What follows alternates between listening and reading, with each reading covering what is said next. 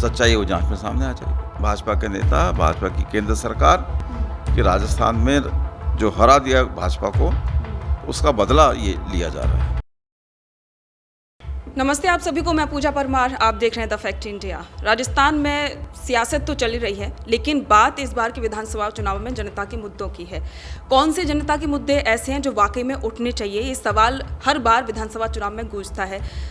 यही बात जानने के लिए, क्योंकि जाहिर सी बात है, चुनाव से पहले नेता होते हैं वो जनता के मुद्दों को ही उठाते हैं।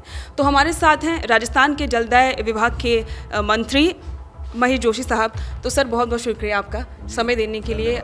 सबसे पहले एआरसीपी की बात आपने की। एआरसीपी क्योंकि केंद्रीय परियोजना बनाने की जो बात है वो लगातार उठती आ रही है, क्या वजह मानते हैं कि इसके पीछे की ये लागू नहीं हो पा रही है? मैं ये कह सकता हूँ कि देश के प्रधानमंत्री कोई भी हों, जब प्रधानमंत्री एक शब्द भी कहते हैं तो उसका कोई मायने होता है। प्रधानमंत्री जी के मुंह से निकले हुए एक एक शब्द की गरिमा होती है, किसी बात की मर्यादा होती है। देशवासी कभी भी ये नहीं चाहते कि देश के प्रधानमंत्री के मुंह से कोई बात निकले और वो पूरी नहीं हो। राजस्थान में आपने एआरसीपी की बात की। 2018 में प्रधानमंत्री जी जयपुर भी आए और अजमेर भी आए विधानसभा चुनाव से पहले। उन्होंने खुद 2.5 मिनट तक दोनों जगह एआरसीपी का जिक्र किया।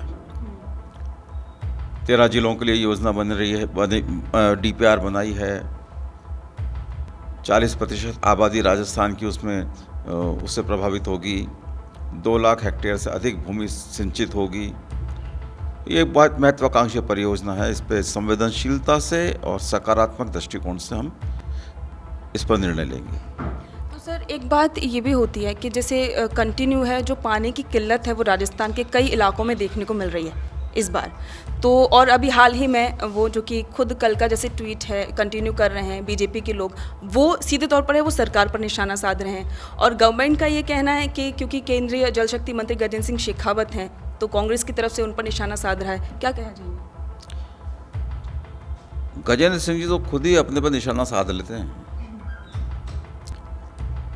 मैं जब 2022 में एक वर्कशॉप में, जोनल वर्कशॉप थी हमारे डिपार्टमेंट की, और उनका हम तो होस्ट स्टेट थे, लेकिन वो जोनल वर्कशॉप जल शक्ति मंत्रालय केंद्र सरकार के निर्देश के अनुसार हो रही थी।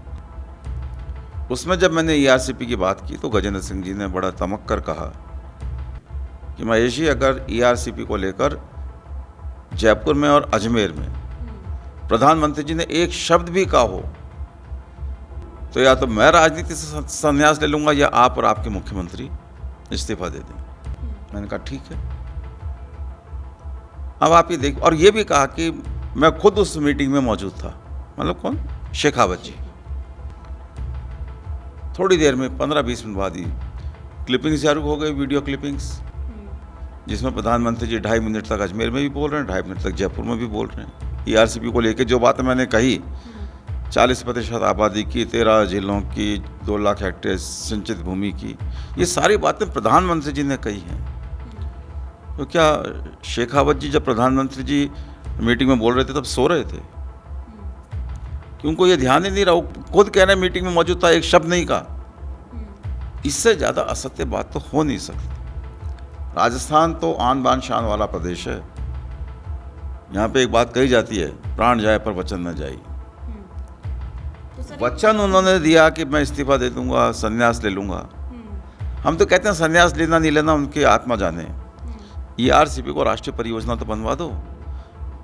2017 में डीपीआर वसुंधरा जी की सरकार के समय में भेजी गई। 2018 तक, यानी 1 साल तक उस डीपीआर में कोई कमी नजर नहीं आई। अगर कमी नजर आती तो उस कमी को दूर वो करते, या प्रधानमंत्री जी को ये बताया जाता कि प्रधानमंत्री जी ये कमियां हैं, आप अपने भाषण में इन कमियों का भी जिक्र करें कि ये कमियां अगर राजस्थान दूर कर देगा तो हम इसको राष्ट्रीय परियोजना बना देंगे। उन्होंने कमियों की बात नहीं करी, क्योंकि कोई कमी थी नहीं।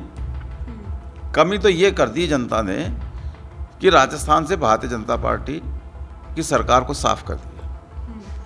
तो सर, वो अब बदला ले रहे हैं भाजपा के नेता, भाजपा की केंद्र सरकार कि राजस्थान में जो हरा दिया भाजपा को, तो उसका बदला ये लिया जा रहा है। और मैं ये कहना चाहता हूँ 2018 में भी भाजपा को हराया था राजस्थान की जनता ने, और 2023 में भी राजस्थान की जनता भाजपा को फिर हराएगी और फिर कांग्रेस की सरकार बनाएगी। क्योंकि ERCP को केंद्र को राष्ट्रीय परियोजना बनाए चाहे नहीं बनाए, मुख्यमंत्री अशोक गहलोत जी ने घोषणा की है, और सिर्फ घोषणा नहीं की है, 9,600 करोड़ रुपए का बजट इसके लिए आवंटित भी किया है, काम भी चालू हो गया है।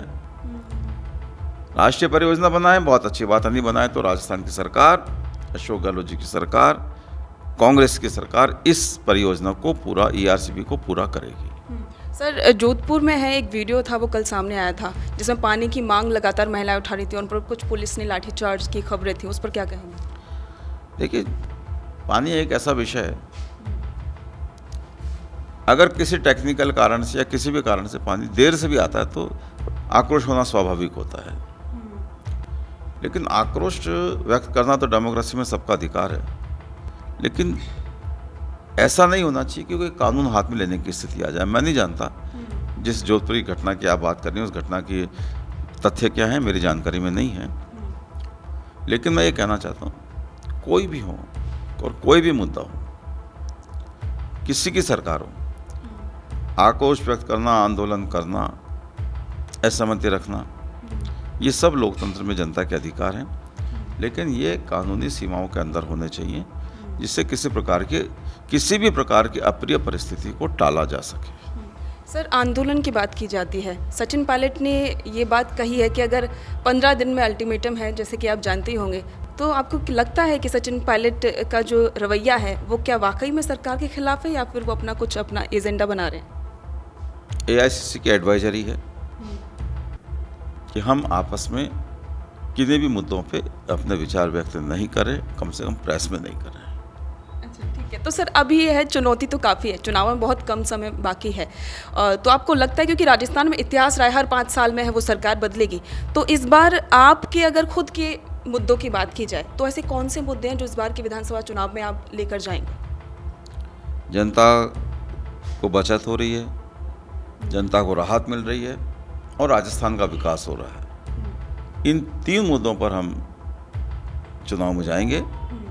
पूरी कांग्रेस एकजुट है और एकजुटता के साथ भारतीय जनता पार्टी को हम फिर से और ज़्यादा अंतर से हराएंगे।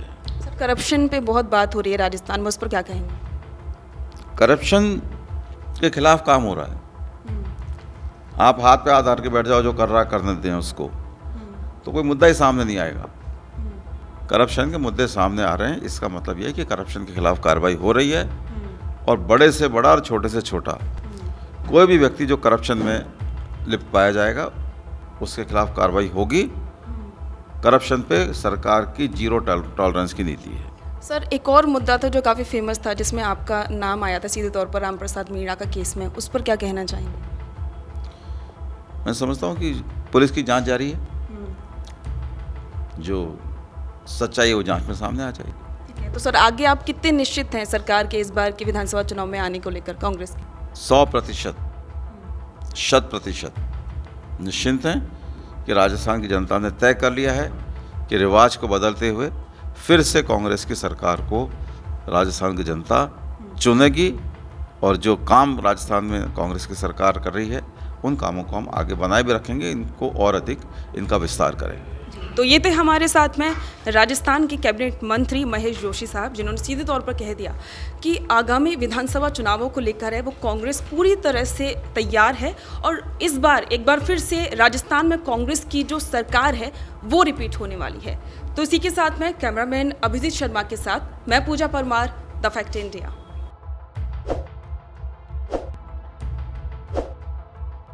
ताज़ा खबरों के लिए विजिट करें द फैक्ट इंडिया की वेबसाइट और डाउनलोड करें द फैक्ट इंडिया ऐप।